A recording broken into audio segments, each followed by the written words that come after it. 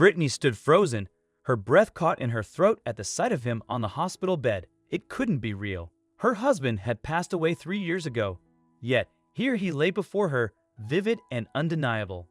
Questions surged within her, desperate to understand this impossible sight. Yet, as she looked closer, a chilling realization dawned.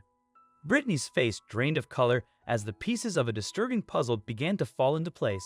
Brittany summoned all of her courage when she saw Thomas awake in her hospital room. Never had she felt so nervous, yet her desperation for truth propelled her forward. As she approached him, Thomas' eyes brightened, though recognition eluded him at first. Brittany hesitated to introduce herself, her mind racing with questions. Just then, he noticed it, the subtle detail she had missed. How could she have overlooked it? Those small clues painted a vivid picture for Brittany. But how could Thomas still be alive and here in the hospital? What had she observed about him that revealed so much?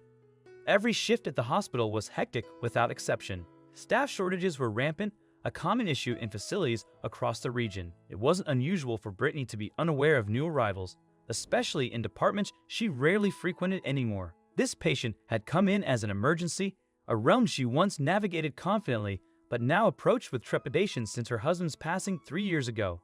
The unknown man who was brought in proved to be the talk of the hospital for a few days, even before they discovered the truth about him. He was brought in by someone who immediately left afterward and was in very bad shape. Doctors said it was a miracle he even managed to survive the ordeal. Keeping him alive was a real masterclass from the doctors on duty that day, and of course, other doctors spoke about his case. These stories also reached Brittany. While she didn't think much about them at first and certainly didn't feel the need to act on them in any way, she kept the man in mind, knowing he might be transferred to her ward when discharged from the intensive care unit. So, for the next few days, Brittany just did her tasks throughout the workday, having extra work almost every day due to the number of patients they were handling. When other nurses in her department were excited about the miracle man being transferred to them, Brittany was almost upset. She simply couldn't handle any additional patients, and no matter how much of a miracle this man was, he was going to need the same amount of attention as any other patient, if not more. But when the man actually took his bed in the ward, everything changed quickly for Brittany. She wasn't the first nurse to see him. Brittany was on call that day, busy with her own patients. However, one of her close friends was helping with his transfer, and when she was done, she came straight to Brittany to tell her the shocking news. Brittany was caught off guard by the look in her friend's eyes. It was as if her friend had seen a ghost and was having a hard time finding the right words to say. Brittany started to get a little impatient and implored her friend to just spit it out or stop wasting her time. Finally, the woman shook her head and began to speak. "That miracle man. I think I know him, and I'm pretty sure you know him too." These words really took the wind out of Brittany. What the hell was her friend talking about? And then she said it. "Brittany, I think the man who was just brought in is your late husband." Brittany was stunned into silence by those words. At first, she wanted to get angry. Why would her friend say something like that? What was the joke in reminding her of one of the most difficult things in her life? But as she continued to look her friend in the eyes, Brittany could tell she wasn't joking at all. The woman seemed very serious, and now Brittany began to doubt herself a little. Whatever the case, she needed to see this miracle man as soon as possible. She excused herself from the patient she was assisting and let her friend finish up. Brittany immediately went to the room where the miracle man was supposedly resting. But Brittany didn't even need to enter to be completely struck. She could already see him through the window. If that wasn't her supposedly deceased husband lying in the hospital bed, then he had to be a clone or something, because she was absolutely, positively sure it was him. But how was this possible? Brittany's husband, Thomas, had died over 3 years ago. She had recently begun to move past his passing, and that was because for a long time, there was a lot of uncertainty about what had happened to Thomas. Seemingly out of nowhere, he had just disappeared one morning without a trace. It had been a total shock for Brittany and the rest of her family.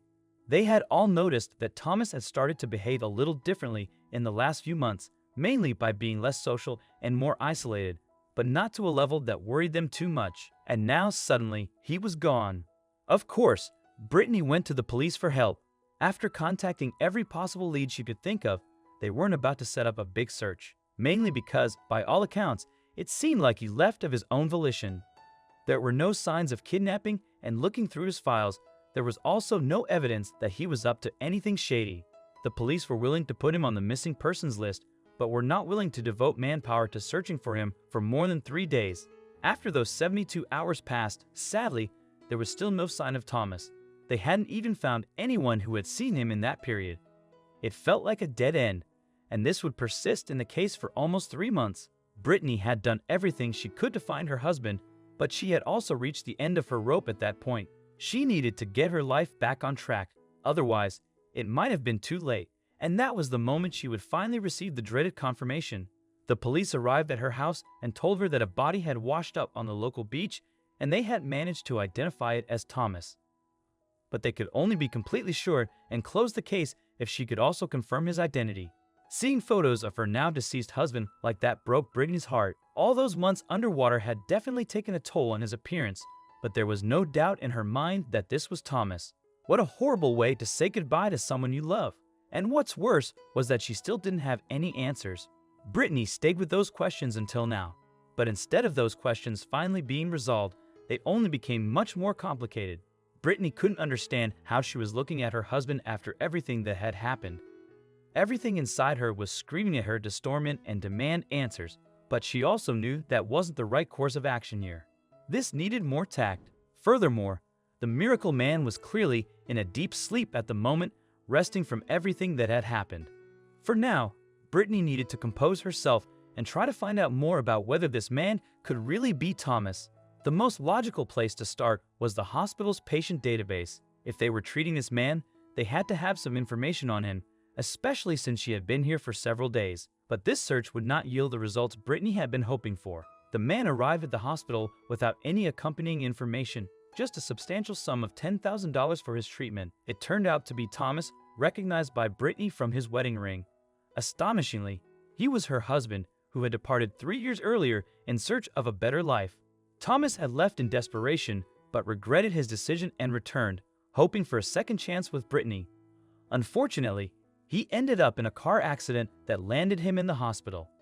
The body mistaken for Thomas by the police was actually that of a victim involved in a gang conflict, bearing a resemblance to him.